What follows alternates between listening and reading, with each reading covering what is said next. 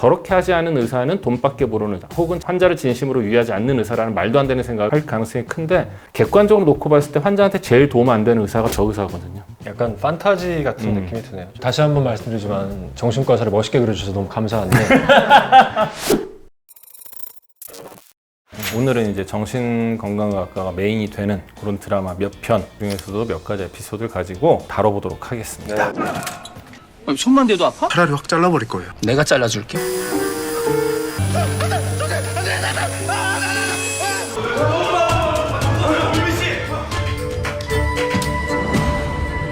제일 먼저 얘기하고 싶은 거는 정신과 의사들이 환자들한테 아무리 나이가 어려도 반말을 하지 않아요. 정신과 의사는 나한테 의지하게 만드는 게 목적이 아니거든요. 이 사람이 하나의 독립된 인격체로서 성장을 할 수 있게 해줘야 되는데, 나이가 어리다고 해서 반말로 일단 관계를 이어나가기 시작을 하면은 이 의사 앞에서 아이가 되는 거죠. 그래서 아무리 어려도 존댓말을 하는 상담이 기본 중에 가장 기본이고요. 저희가 전환장애라고 얘기를 하는 그 질환을 지금 보여주는 것 같은데, 지금 치료가 잘 됐기 망정이지 협박이잖아요. 기본적으로 이렇게 톡 까져가지고 제가 할 말이 많다고 한 게, 이걸 쓰신 작가분이 원하는 거는 정신건강의학과 치료에서 가장 중요한 두 가지를 대결 구도로 자꾸 만들어 가더라고요. 그러니까 예를 들면은 증상을 가진 정신건강의학과 환자의 치료에 있어서 뭐 상담이 먼저냐 약이 먼저냐 말도 안 되는 얘기예요. 둘이 같이 가야 되는 거고, 어떤 순서가 중요한 거는 그 환자에 따라 케바케로 다 다른 거고요. 지금 저게 전환장애 아니면은 아마 뭐 신체 증상 장애 이런 걸 텐데, 저런 식으로 접근하는 거 굉장히 말도 안 되고요. 70년대 히피즘이 있을 때 의료계에도 히피 바람이 불어가지고 가운도 안 입고 서로 이름을 부르고 서로 간에 친구처럼 지내면서 그 안에서 공동체 생활을 통해서 환자를 치료하는 그쪽으로 간 적이 있어요. 근데 한참 유행을 하다가 그게 아니다 라고 해서 이제 지금의 치료로 돌아온 걸로 저는 그렇게 알고 있는데, 그때에 대한 어떤 향수 혹은 그때에 대한 로망이 있는 분이 이 글을 쓰신 건 아닌가라는 생각이 많이 들더라고요. 신하균 씨가 그 역으로 나온 저 교수님이 하는 치료들이 대부분 그때 당시의 치료와 비슷한,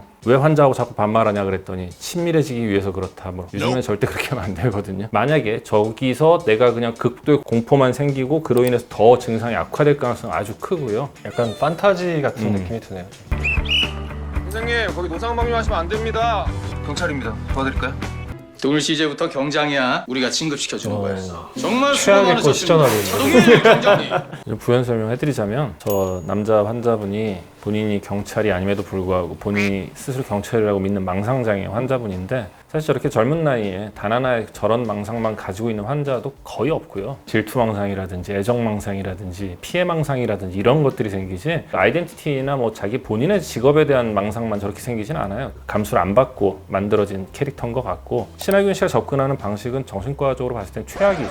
환자가 망상에 대해서 가지고 있는 믿음은 내가 지구에 살고 있다, 나는 인간이다 정도의 믿음이란 말이에요. 그거는 말로 깰 수도 없고, 우리가 환자의 망상에 접근할 때는 긍정도 부정도 하지 말라가 정답인 거거든요. 저런 식으로 긍정을 해줘버리면 환자의 망상이 굉장히 강해집니다. 공고해지게 되거든요. 저기 안 나온 내용이 뮤지컬 시상식 하는 데 가서 또 다른 여자 주인공을 음주로 뭐 체포하고 뭐 이런 것 말도 안 되는 게 다 나오거든요.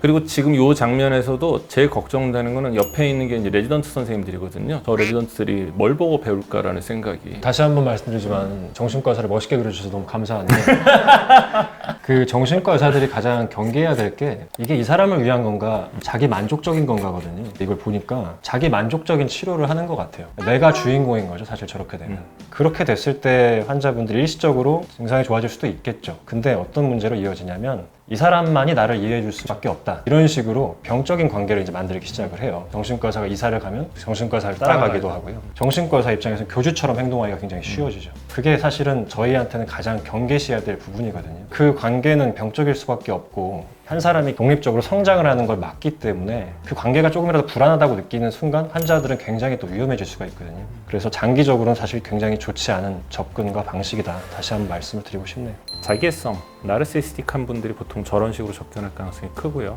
실제로 저 안에서 신하균 씨는 또 팟캐스트도 운영하거든요, 밤에. 그러면서 정말 또 말도 안 되는 얘기를 막 합니다. 약으로 치료하는 게 아니다 뭐 이런 얘기도 하고, 어떻게 정신과 보드를 따셨는지 모르겠는데 선배님들 중에서 이런 성향의 분들이 많이 계신데, 이분들의 공통점이 뭐냐면요, 환자랑 오랫동안 치료 관계를 유지를 못해요. 왜냐하면 자기는 잠깐 멋있고 끝내야 되거든요. 한 자리에 오래 계시지 못하고 계속 돌아다니십니다.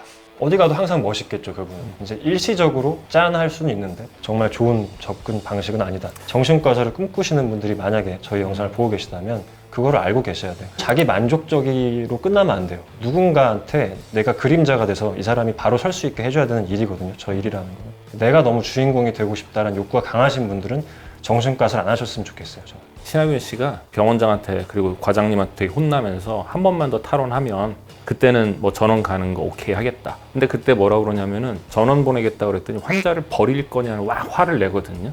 그 사태를 일으킨 거 본인이란 말이에요. 나만 제대로 된 의사고 나만 이 환자를 고칠 수 있고 내 방법만 옳은 거야라는 굉장히 아집으로 똘똘 뭉친 사람으로 그려져요. 나를 위해서 활용하는 거에 대한 죄책감이 전혀 없거든요. 저런 사람이 되고 싶어서 정신과 의사를 꿈꾸는 그런 모습을 조장할 가능성도 있고 실제로 저런 모습이 진짜 의사다라고 착각하는 분들 많이 있고 저렇게 하지 않은 의사는 돈밖에 모르는 의사 혹은 환자를 진심으로 위하지 않는 의사라는 말도 안 되는 생각을 할 가능성이 큰데 객관적으로 놓고 봤을 때 환자한테 제일 도움 안 되는 의사가 저 의사거든요.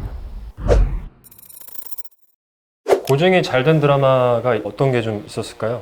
아니면 고증이 아쉬웠다는 거? 아쉬운 드라마나 영화 너무 많죠. 우리 오늘 다룬 거 말고도 흉부외과 쪽이나 신경외과 이렇게 수술과 관련된 과들은 어느 순간부터 굉장히 의사들의 자문도 많이 받고 사실 우리 슬기로운 의사생활에서도 자문단 의사 선생님들 되게 많았잖아요. 한 명도 우리가 모시고 했었고. 그러니까 좀 굉장히 많은 자문도 받고 감수도 받고 해서 드라마가 굉장히 좀 사실에 가까워지는 과정을 경험한 것 같아요. 네. 옛날에 종합병원이란 드라마가 나왔을 때와 지금 의학 드라마를 비교하면은 말도 안 되죠. 거의 CSI급 성장인데 정신과에 대해서는 여전히 그 작가님들이 어떤 환상을 가지고 있는 것 같아요. 정신과는 어떻게 보면 약간 잘 모르는 것, 그러다 보니까 신기한 것, 그리고 약간 어그로 끌기 좋은 것. 그래서 조금 더 뭔가를 자꾸 극적으로 만든단 말이에요. 예를 들면 뭐 환자분이 어디 다쳐서 출혈이 나올 때 실제로 요만큼 나오는 피를 무슨 막 빵빵 나오기는 안 하잖아요. 근데 정신과는 다 그렇게 만들어 놓은 느낌이거든요. 굉장히 너무 극적으로 몰아가거나 극적인 상황을 자꾸 연출하고 그러다 보니까 개연성이 떨어지게 되고 전문가가 볼 때 되게 말도 안 되는 너무 사실과 동떨어진 접근들을 좀 지양을 해주셨으면 하고 우리나라 정신과 의사 무지하게 많습니다. 뭐 꼭 대학 교수님 아니더라도 정신과 선생님 한 3분만 모셔놓고 3분의 의견 공통적으로 모아서 좀 자문받고 쓰신다면 훨씬 더 좋은 양질의 사실에 가까운 개연성 있는 드라마나 영화가 만들어지지 않을까 생각을 해봅니다. 괜찮아 사랑해야란 드라마가 정신과가 이런 거구나. 설명도 좀 부드럽게 해주면서 편견에 대해서도 많이 깰 수 있었던 정신과가 되게 위험하고 무서운 곳은 아니구나라고 인지를 할 수 있게끔 해줬던 저는 좋은 드라마였다는 생각이 좀 들고요. 치료자만 딱 봤을 때는 구디런팅에서 그 시간을 딱 지키고 그 치료에 있어서도 오버하지 않고 천천히 기다리고 이 과정에서 치료자로서 굉장히 좀 현실적이면서 이상적인 그거를 좀 잘 보여줬던 영화가 아닐까. 오늘도 함께 해주셔서 감사하고요. 뭐 마인드 카페 익명 사연 많이 남겨주시고 저희 유튜브 댓글에도 남겨주시고 특히 정신건강의학과를 주로 다루는 드라마, 영화에 대한 내용들 이거 다뤄달라 그런 거 좀 많이 남겨주세요. 여러분들이 오해하실 수 있거나 잘못된 정보를 줄 수 있는 것들은 좀 다루고 싶네요. 양떼들 구독, 좋아요. 알림 설정 꾹.